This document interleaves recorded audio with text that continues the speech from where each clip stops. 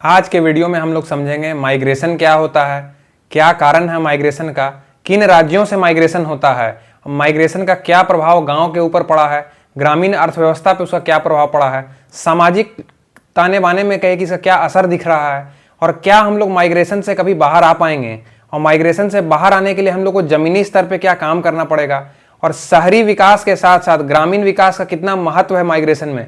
आज के वीडियो में हम लोग इसको देखेंगे।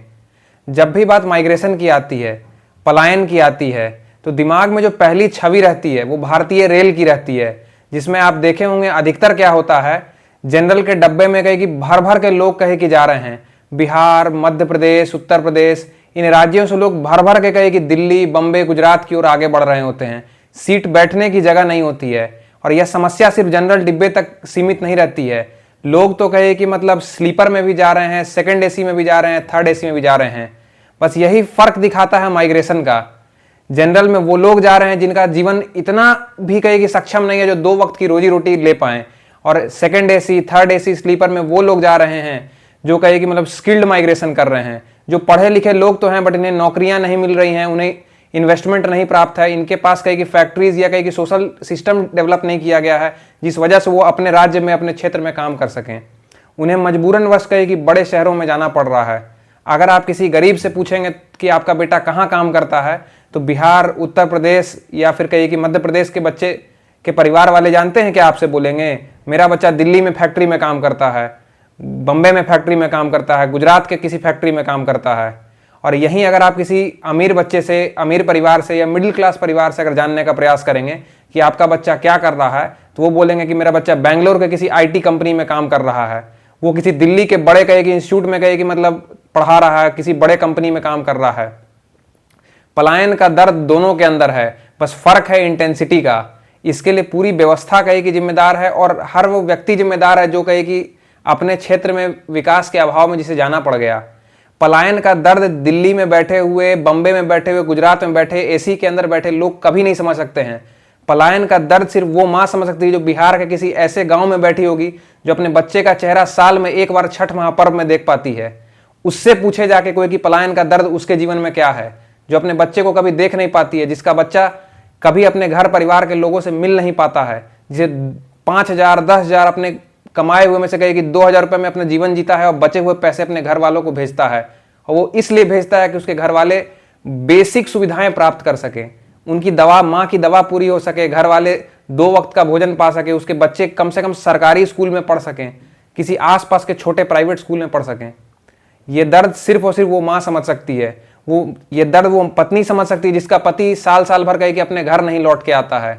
दिल्ली, बम्बे, गुजरात में बैठे लोग इस दर्द को कभी नहीं समझ सकते हैं। और पलायन हमेशा 2 तरह से हुआ है। एक पलायन गरीबों का पलायन है, एक पलायन अमीरों का पलायन है, और तीसरा सबसे जो मुख्य फैक्टर है वो है पूंजी का पलायन।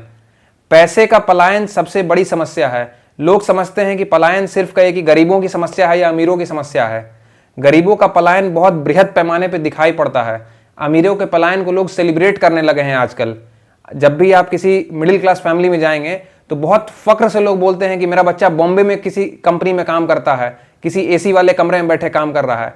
बट उनके मन में कभी भी ये विचार नहीं आता है कि क्या वो बच्चा पटना के किसी बड़े एसी वाले बिल्डिंग में काम नहीं कर सकता था, क्या वो बच्चा किसी उत्तर प्रदेश के बड़े शहर में काम नहीं कर सकता था, क्या वो बच्चा एमपी के रीवा में काम नहीं कर सकता था।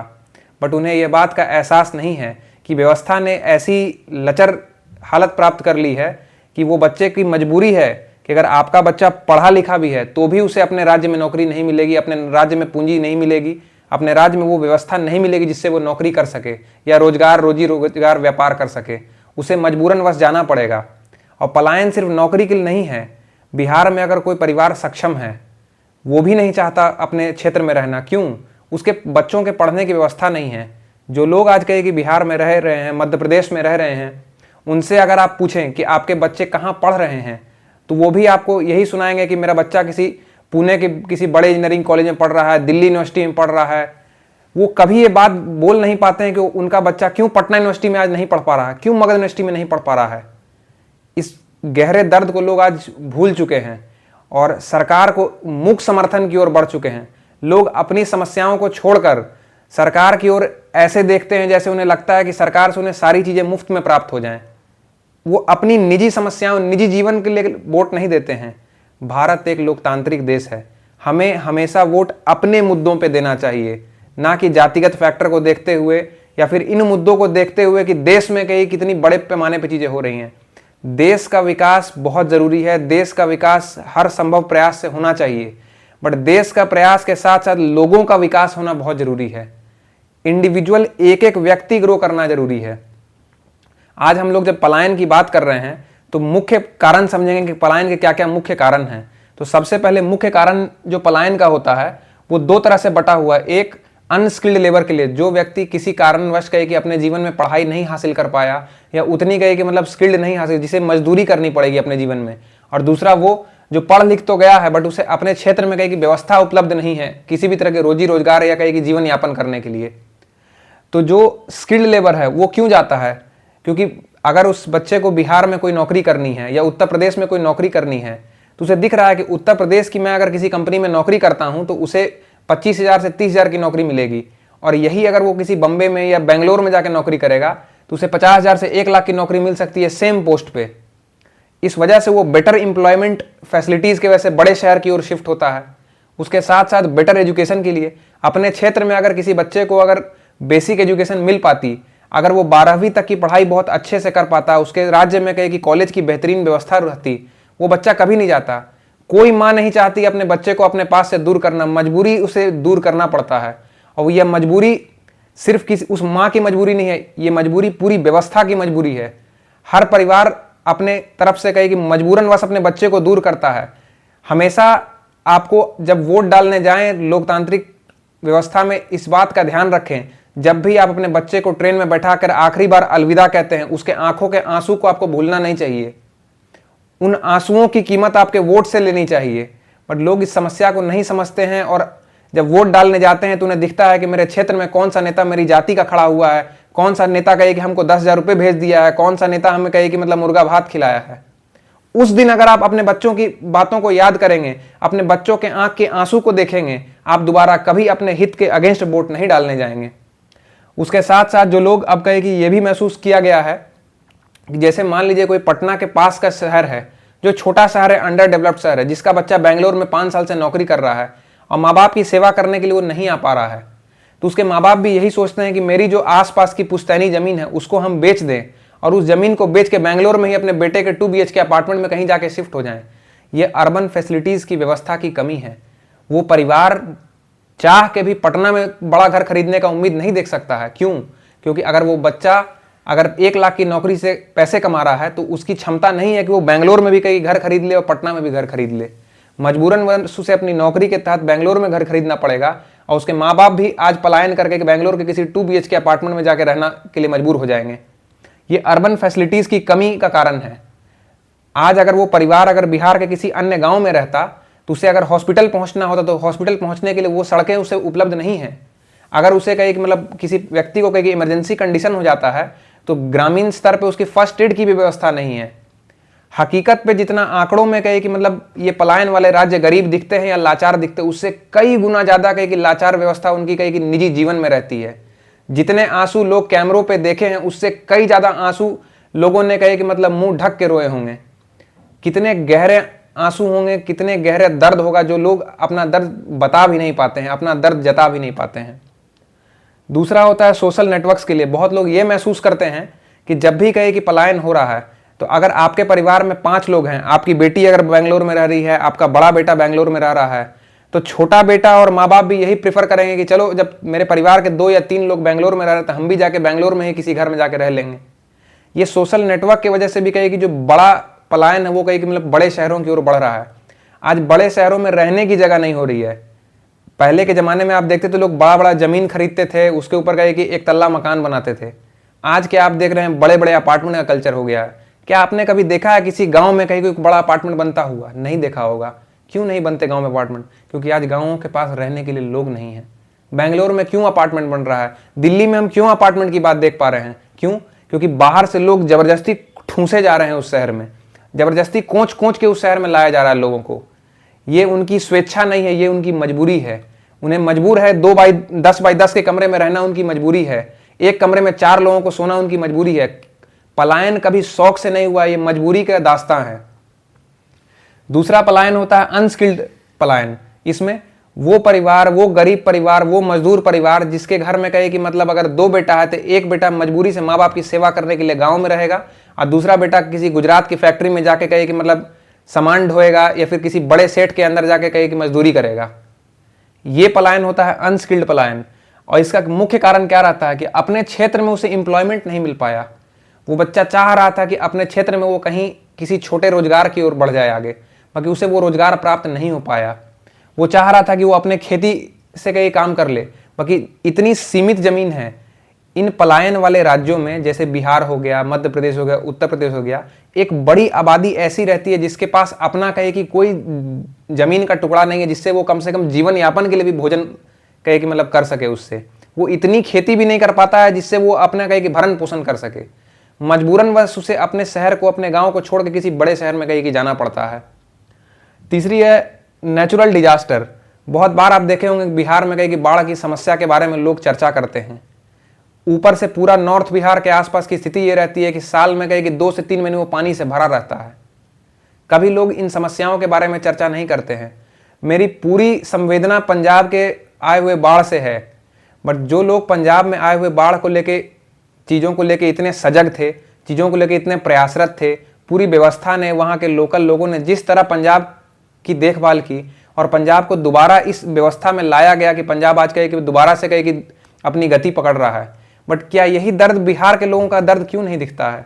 लोगों को बिहार के आंखों में आंसू क्यों नहीं दिखता है?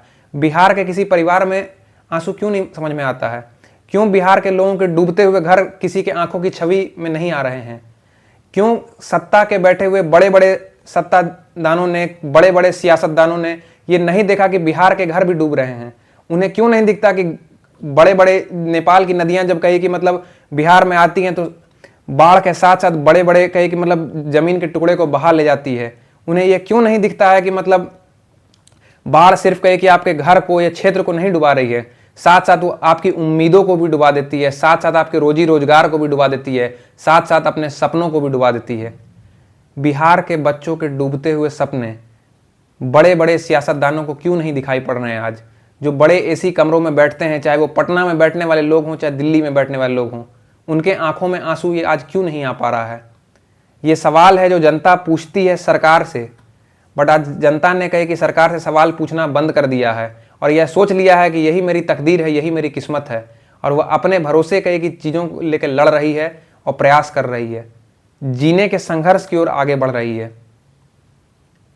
साथ ही कहे कि जो ग्रामीण बच्चे रहते हैं उनके मन में क्या रहता है कि अगर हम अपने शहर में रोजगार करते हैं, मजदूरी करते हैं, तो वहाँ उनको अगर 300 रुपये मान लीजिए मजदूरी मिलती है, तो वही अगर वो कहेगी बम्बे, दिल्ली, कलकत्ता में जाके अगर मजदूरी करेगा तो हो सकता है उसे 1000-1200 की मजदूरी मिले।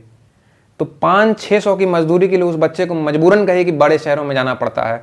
वहाँ भी जाके वो कहे कि ईंटा ही उठा रहा है, वहाँ भी जाके वो कंस्ट्रक्शन लेबर का ही काम कर रहा है, बट मजबूरन वश उसे जाना पड़ रहा है कि शायद हम 2 पैसे ज़्यादा कमा पाएँ कि मेरा बच्चा दोबारा से ये करने के मजबूर ना हो जाए। इस पूरे माइग्रेशन से, पूरे पलायन की व्यवस्था से गांव पे क्या इम्पैक्ट पड़ा है, अब हम लोग इसको देखेंगे। गांव पे जो सबसे बड़ा इम्पैक्ट पड़ा है वो loss of productive people in village हो गया है। जैसे आप समझेंगे, एक बड़ा वर्ग, युवा वर्ग जो कहीं कमा सकता है, 25 से 45 साल की उम्र को रखता है, वो मजबूरन वश कहे कि बिहार को छोड़कर, उत्तर प्रदेश को छोड़कर, मध्य प्रदेश को छोड़कर दिल्ली, बम्बे, कलकत्ता की ओर शिफ्ट हो गया।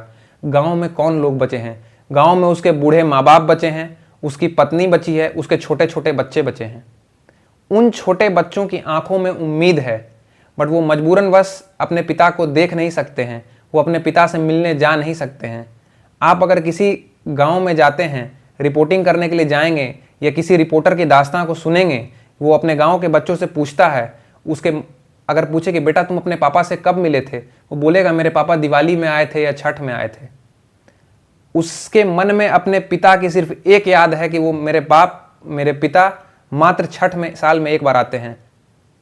उसके मन में कोई मेमोरीज नहीं है, उसके मन में कोई ऐसी याद नहीं है जो उसने अपने पिता के साथ बिताई होगी। दूसरी सबसे बड़ी समस्या क्या होती है, जो ग्रामीण महिलाएं हैं जिनके पति कहे कि बड़े शहरों में जाके काम करने को, रोजी रोजी के लिए मजदूर बन के कहे कि आज भटक रहे हैं, उनके साथ सबसे बड़ी समस्या है कि अगर उनके पास छोटा सा भी भूभाग है तो सुबह वो कहे कि 6 बजे उठ के वो महिला या 4 बजे उठ के महिला अपने घर का पूरा खाना बनाएगी, झाड़ू पोछा बर्तन करेगी, उसके बाद अपने खेत में जाके उसे कहे कि काम करना पड़ेगा मजबूरीवश, या पड़ोस के किसी बड़े किसान के यहाँ जाके उसके मजबूरीवश कहे कि मतलब मजदूरी करनी पड़ेगी कि 2 वक्त की रोटी अगर उसका पति ला रहा है तो अपने तरफ से वो सब्जी और दाल की व्यवस्था करे। ये पलायन का दर्द एसी में बैठे लोग कभी नहीं समझ सकते हैं। उनकी परिकल्पना से बाहर हो चुकी है ये स्थिति। उनके मन में यह आ चुका है कि यही इनकी जीवन है और इनको यही स्थिति में छोड़ देना चाहिए। बड़े शहरों में बैठे लोग कभी नहीं चाहेंगे कि इन राज्यों से, बिहार, उत्तर प्रदेश, मध्य प्रदेश राज्यों से पलायन दूर हो। उसकी बहुत बड़ा कारण क्या है आप जानते हैं?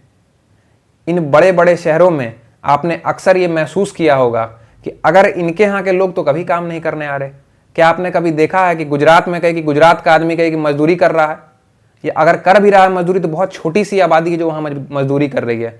वहाँ आप किसी ईंटा ढोने वाले को, किसी सीमेंट उठाने वाले को, किसी ट्रक चलाने वाले को अगर आप उससे पूछे कि भैया तुम कहाँ से हो, उसके मन से आप एक ही आवाज़ सुनेंगे और वो पूरे समाज की आवाज़ है जो सत्ता के कान में गूंजनी चाहिए, जो कहती है कि हम बिहार से हैं, हम उत्तर प्रदेश से हैं, हम मध्य प्रदेश से हैं। हम इस बात को क्यों नहीं सोचते हैं? मैं बिल्कुल चाहता हूं गुजरात का विकास हो, मैं बिल्कुल चाहता हूं मध्य प्रदेश से जाए हुए लोगों का विकास हो, मैं बिल्कुल चाहता हूं दिल्ली का विकास हो, बट साथ ही उस परिवार का भी विकास हो जो समाज के अंतिम छोर पे खड़ा है, जिसका हाथ आज तक किसी सरकार ने नहीं पकड़ा, जिसका हाथ उसके परिवार के सिवा किसी व्यक्ति ने नहीं पकड़ा, जिसके अंदर जीने की लालसा खत्म हो चुकी है। उस परिवार का ख्याल कौन रखेगा? उस समाज के वर्ग का ख्याल कौन रखेगा? क्या लोकतंत्र की व्यवस्था सिर्फ इतनी ही तक निर्भर है कि 5 साल में एक बार आपसे राजनेता वोट मांगने आए और आप अपने वोट को दे के अपने समस्याओं से निश्चिंत हो गए? क्या नाली, गली, सड़क, रोड, यही बस यही सुविधा, यही व्यवस्था से आप कहे कि खुश हैं? क्या इन्हीं व्यवस्था से कहे कि आपका पूरा जीवन संचालित हो सकता है? ये जीवन का अभिन्न अंग है। आपके क्षेत्र में नो डाउट रोड बननी चाहिए, आपके क्षेत्र में नो डाउट कहे कि बढ़िया बिजली की व्यवस्था होनी चाहिए, बट इसके साथ ही आपके क्षेत्र में पूंजी का पलायन रुकना चाहिए। आपके क्षेत्र में छोटी स्मॉल स्केल पर इंडस्ट्रीज लगनी चाहिए। और इस पूरे पलायन के इकोसिस्टम को तोड़ने के लिए आपको क्या करना पड़ेगा?